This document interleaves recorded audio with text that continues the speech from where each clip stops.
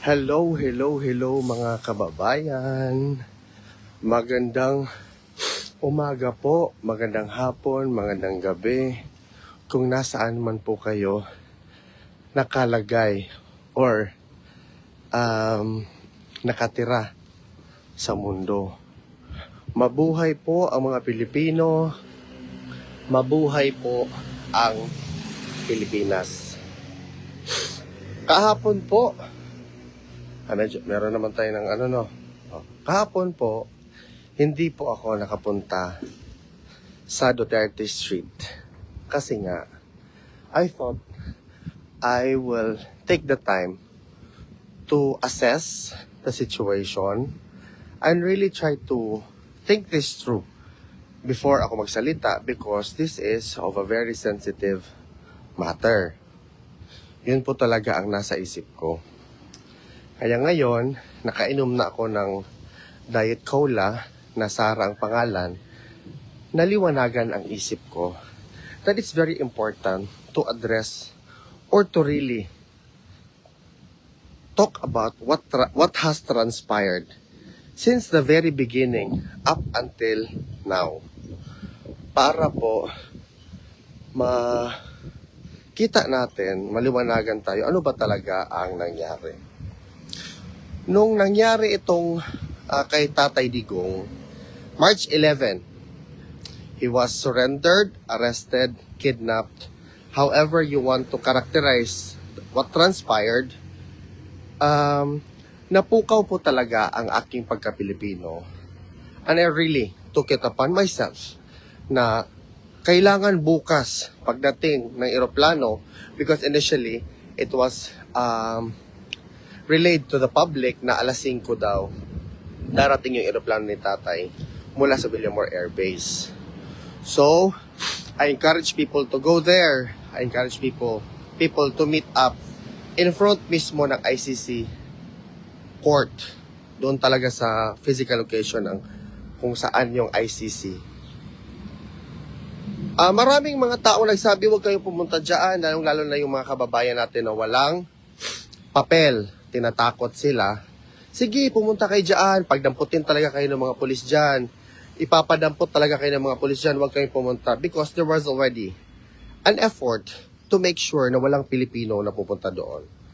But, I was so resolute and determined talaga ako na there should be at least one Filipino na pupunta doon sa ICC.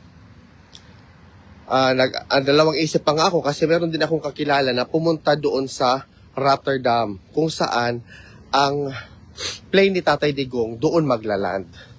So nahati ang tao. May mga taong pumunta doon sa Rotterdam Airport. Meron ding mga tao like me na pumunta kami diretso sa harap ng ICC. Pagdating ko doon, ako lang at si Ate Janet at si Ma'am Tessa. Tatlo kaming Pilipino talagang pinakaunang dumating doon. Pagdating doon, meron ng media at nandoon din yung mga, of course, anti. And that's how democracy works. Kahit sa ang society, basta it is governed with a democratic approach or system, talagang meron talagang, sorry ha kung naano ka kasi may sipon kasi sa pollen. Meron talagang pro at saka anti. Kahit sino pa yung leader na yan. And that's what makes the society healthy kasi balance talaga dapat yan. Ayun na po. Kaya balance talaga dapat yan. So nandoon na kami. Ano pa ako, doon yun nangyari yung mga interview ng mga media, ganito, ganyan, blah, blah, blah. And then eventually, nangyari yung dumami ang mga Pilipino, nagpuntahan na kami sa ICC detention facility para doon talaga magantay makita, masilayan man lang si Tatay Digong pagpasok niya sa detention facility. Fast forward, pagkatapos yun nangyari, 23rd of March, nagkaroon ng event. Meet and greet with the Vice President Inday Sara Duterte. Of course, it is already of public knowledge na Senator Robin was already there. Attorney Roque was already there. These were the personalities na talagang nakita ng mga tao na nandoon nung nangyari itong kay Tatay Digong. So, merong event. Doon sa event na yon, I didn't knew really because I am not a politician. I know na I am involved in political discussion but not really to the point na people know me. Nagsusulat lang ako because I wanted to. But even then, before, I already follow SAS, Attorney Trixie, before it was Thinking Pinoy, I was already following these people because they were already the giants when it comes to political discussions, particularly sa elections or whatnot. Yun yung background ko talaga. I am just an ordinary citizen. But it just so happened that during that day na nangyari ito kay Tatay Digong, in the middle of it all, nandoon ako. So, my only purpose was to make sure na ang mga Pilipino ay malaman nila anong nangyayari sa The Hague. So, I took it upon myself na okay, gawin ko to kasi the Filipino people deserve to know the truth. Unfiltered, unedited, walang naratibo, lahat kung ano lang ang nangyayari doon mismo sa ICC detention facility or mismo sa The Hague kung saan si tatay nakakulong. I didn't knew. Hindi ko talaga alam na by supporting former President Rodrigo Roa Duterte, I will have enemies. Enemies, I think born out of jealousy or whatever, envy or whatnot, nagalit sa akin because doon na kami sa Duterte Park. Nagkaroon na ng Duterte Park, wala pa yung barricades. Hanggang nagkaroon na ng barricades because na-notice ng government of The Hague na yun nga, palagi kaming nandoon, nag-aantay kang sa updates, interview after the appointment ni VP Inday before, papasok doon, or ni Attorney Kaufman, nag-interview kami together with the media, nandoon pa yung o other media outlets doon. Hanggang sa nilagyan ng Duterte Park na, nagkaroon ng barricades, karoon na ng CR, lahat-lahat. Nandun pa rin kami. Ngayon, pagkatapos ng meet and greet, doon ko nalaman na I thought to myself, ano na lang ako?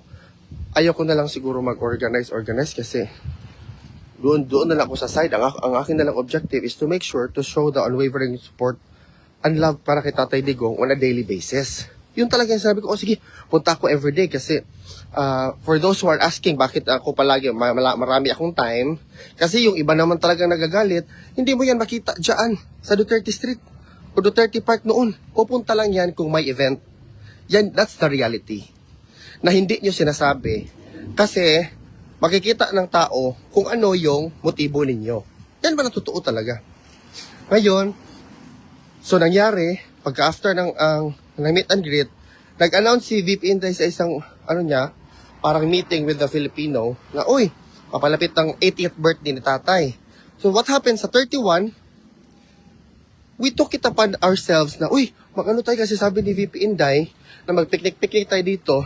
Me and Aldo, and together with all other volunteers, this was never meant to credit me or Aldo or anybody in that matter. This is all a collective effort. Because in every event, hindi man talaga yan atin. Hindi man talaga yan amin. It is atin. It is ours. Because hindi naman patagisan kung sino ang bida. This is a collective effort to show our resolute, unwavering love and support para kay former President Rodrigo Roa Duterte, for ICC to heed our call for former President Rodrigo Roa Duterte, the mayor of Davao, to be brought back to the Philippines because he deserved to be where he was born and he wanted. He also expressed it na, I want to die in the Philippines.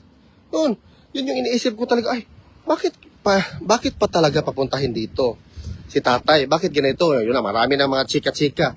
Sa birthday ni tatay, may nagalit na mga tao because pinalabas sila. Pagpalabas sa kanila, nagalit sila because doon nga kasi sa likod, nandoon yung VIP, baka maging crowded. Merong isang tao doon, nagsabi na, kasali ba kayo sa pag-organize? Nagalit sila kasi pinalabas sila. Yun na yun. Sobrang busy. Nalaman ko na lang na napalabas para sila or what not, ganito, ganyan. Yun talaga ang sitwasyon. So, to make the story short, pagkatapos ng birthday ni tatay, doon na lumabas ang mga issue. Na, kesyo si Alvin Dave, ano yan? Naradtag sa Alvin. Sa Alvin, ganito yan. Kampo yan ng mga NPA yan. Si Alvin, ganito yan. Meron yan, mga warta lang yan. Si Alvin, ganito yan. Ay, hindi lang ako, Alvin, ha? This is all to the whole circle. Kung sino yung individuals that I work together, because we are individuals who share one goal. And that goal is very, very serious. The goal is to make sure, kasi nga, we are ordinary people, we just wanted to accommodate the Filipinos na pupunta doon sa Duterte Street, lalong-lalo, or Duterte Park before, lalong-lalo na yung galing pa sa far-flung places, outside Europe or within Europe, basta not within the Netherlands. Also, people within the Netherlands. But most particularly, yung talagang nag-travel, gumastos from Asia or whatnot. Yun talaga ang utak ko before, hanggang ngayon. So, ang nangyari, hindi ko alam, nagalit na pala, may nagalit na pala na party or grupo. Kasi nagbida-bida daw si Alvin. Alvin is commercializing. Ano lang siya, feeling niya, celebrity na siya, ganito, ganyan. Ano talaga siya, lumaki na ang ulo niya. So I try to, validate that. Sinasabi ko sa mga taong kakilala ko dyan sa, what happened? Lumaki ba ang ulo ko? Since day one hanggang ngayon? In-assess ko talaga. Hindi man, tama ka lang. Yun lang naman talaga nangyari. And then, to my realization, lumaki ang ulo ko sa mga taong ayaw sa akin. And that's perfectly fine.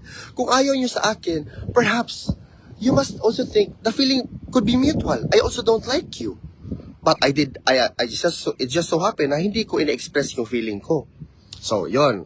Yun na yun. Meron ng lamat. Kasi, parang merong isang party na ayaw nila. Sinisiraan si Alvin. Lahat na ng paninira. But, did I say anything? Wala. Hilom lang ako. Ngayon, nagpa-event na naman ng 24. Before yung sa 24, pag-announce namin, magpa-event. Because initially, the idea, gusto namin na every 3 weeks, meron talagang event para ang ating mga Pilipino, mga kababayan natin, they will have something to look forward to every 3 weeks. Pag maggasto sila, maningkamot na naman, kudkud na naman, trabaho na naman, what not, blah, blah. And then after 3 weeks, book na naman ng ticket, ganito. Because this is going to be a long battle. This is about consistency. This is about perseverance. This is not about kinsang sikat or who should be validated or para mabigyan ng credit. Ikaw ganito. No. It's not about us individually. It's about the person who sacrificed his life. Binigay lahat sa public service. And I feel to myself, if I support former President Duterte and the Dutertes in that matter, I am supporting the Philippines. Yan talagang conviction ko. Wala yan. Kahit mag-istorya patag-atubangan. That's always, and that has always been my objective since day one. Pag sabi namin, 24, magpa-event kami, sabi ko, nag-announce din ng kabila na 17 sa kanila. So sabi ko, i-shared lang naman yung goal natin. Dapat mag-unite tayo, support din tayo sa kanila. Yun, kasi si Tatay Digong lang naman talaga it's not about us. It's about Tatay Digong. So yung nangyari na yon, there was already an effort sa ibang tao, sinasabi, ang pinakamalaking event talaga ang 17. Yung 24, wag kayong pumunta kasi ganito ganyan. But pag mag-usap ang tao sa akin, magtanong, Alvin, ano bang event sa 17? Sabi ko, punta tayo sa lahat ng event. 17, 24, 31, kaya para ano tayo okay. Even though I don't like you guys, and this is very categorical, even, nandyan ka, nanonood kayo ngayon, alam ko nanonood kayo even if I don't like you, I need to be civil because it's not about me. Because I really don't like you. Yan naman totoo. I am entitled to that. I cannot like you because yan naman tayo, walang akong ginagawa sa inyo, manira kayo ng mga kababayan nyo. Sinisiraan nyo kami. Patalikod pa. Yan ang problema My goal is only, I didn't knew na ang goal ko na pagsuporta kay Tatay Digong will put me into bad light. But it's part of the process. So I embraced it.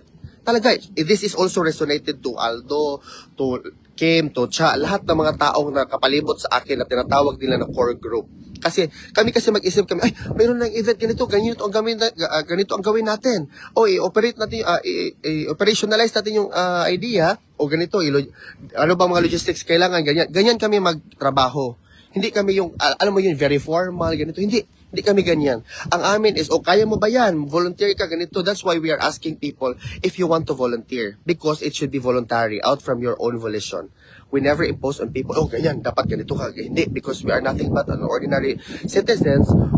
Also, yun na yun, 24, natapos na 24, umulan.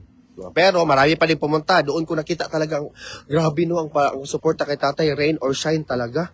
Kahit nag-ulan, doon pa rin ang tao, basa lahat, ganito ganyan. Pero of course, meron naman talaga yung problema, merong hindi pagkakaintindihan, pwede naman yung pag-usapan in private. But it just so happen, ang mga ibang tao, they cannot even speak up. They cannot formulate their thoughts. Yung harap-harapan ba? And that's what I learned here in the Netherlands. You need to be ready to accept whether the criticism or the feedback is positive or negative, because that's part of your development to better yourself. Do not take it personally. It is all about what has been done. Yan talaga ang punto. Ngayon. Sinabi ko ba, tas ngayon, sabi nila, ngayon, fast forward sa last na event ngayon, sa birthday ni VP Inday. I categorically already spoke to Attorney Harry Roque and Maharlika. There was never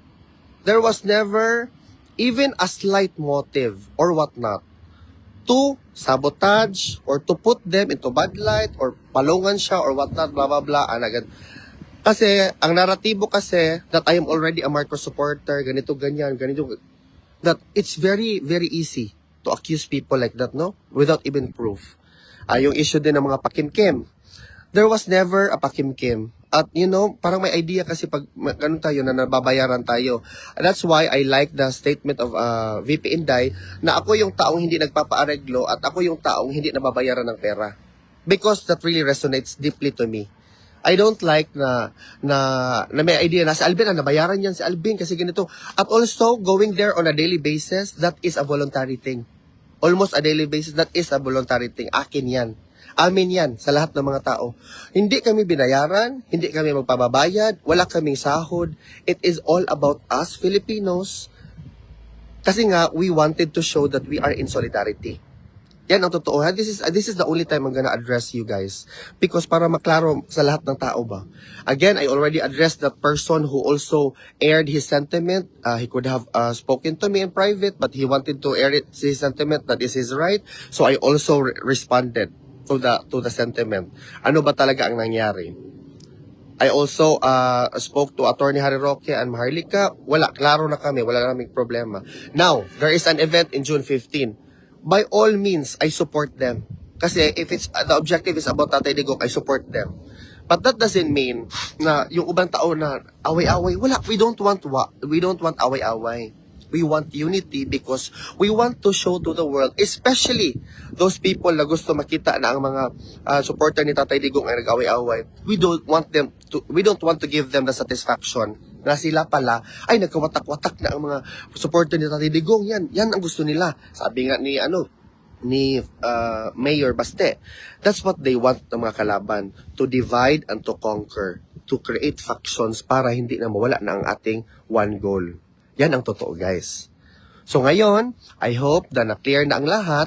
Hindi kami bayad, hindi kami Marcos supporter. We are nothing but Filipino. But actually, whether you're a you are a yellow, you're a pink, you're a green, you're a blue, violet, whatever color of the rainbow you represent, we should stick to the plan. Sabi nga ni Kimbo before, stick to the plan. Bakit ba? Ano ba ang plano? Ang plano is i-make sure for ICC to bring back former President Rodrigo Roa Duterte. But paano ba yon?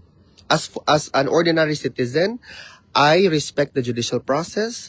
I always feel and I always pray for the lead counsel, Attorney Kaufman, to do everything in his power to win the case through the judicial process, through whatever legal remedies na dapat niyang gamitin to ensure that former President Rodrigo Roa Duterte will be brought back to the Philippines.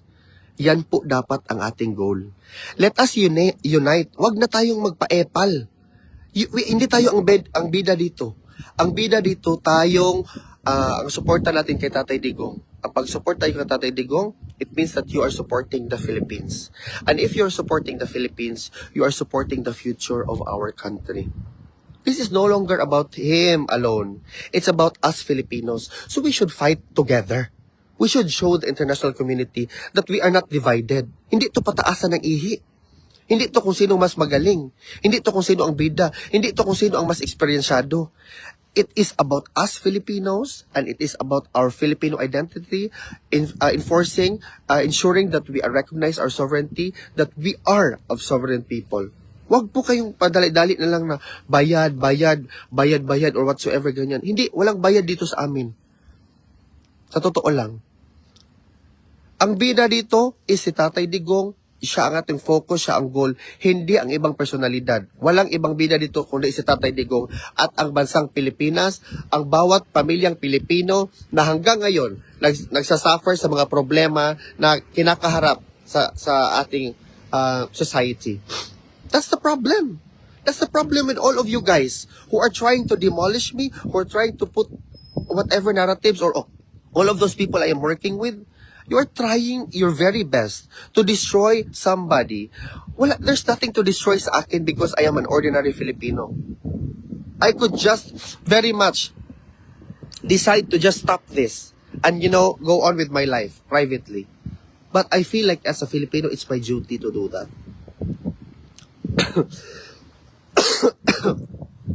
Yan ang totoo. Okay? Klaro na ba? Wala nang issue? Okay. Magkita-kita tayo mamaya sa Duterte Street kasi meron pa muna akong appointment sa dentist ko. Magpaano muna ako. Pagkatapos, mamaya pag nandoon ako sa train, ipagpatuloy natin ang chika. Yon. Kasi alam ko meron yan. Dumaan dyan si Pinoy Dica. Nandito pa ako sa wala pa ako sa Dahig. So mag-usap-usap tayo. Let us hope. I hope that we can set aside our pride. We can set aside whatever it is that we have in our hearts, the darkness of our hearts, which can be seen in our skin. No, so let go of the darkness para maging maganda yung skin natin. No? Let us not hold grudge or whatever hurt feelings. Let us move forward as a united Filipino in solidarity to show our unwavering love and support to our former president and now mayor of Davao City. Okay? Let us be Filipinos. Kasi whether you afford rhinoplasty or whether ilong like me, pango, it doesn't matter. We are Filipinos. And again, as what Tatay Digong have said, we are not Filipinos for nothing. Mora to. See you later. So, i-review ra ni. Daghang salamat sa inyo and then I'll be in The Hague, I think, later in the afternoon. Mga, I think, 1 or 2. Maraming salamat po. Mabuhay ang Pilipinas. Mabuhay ang mga Pilipino. Syukran.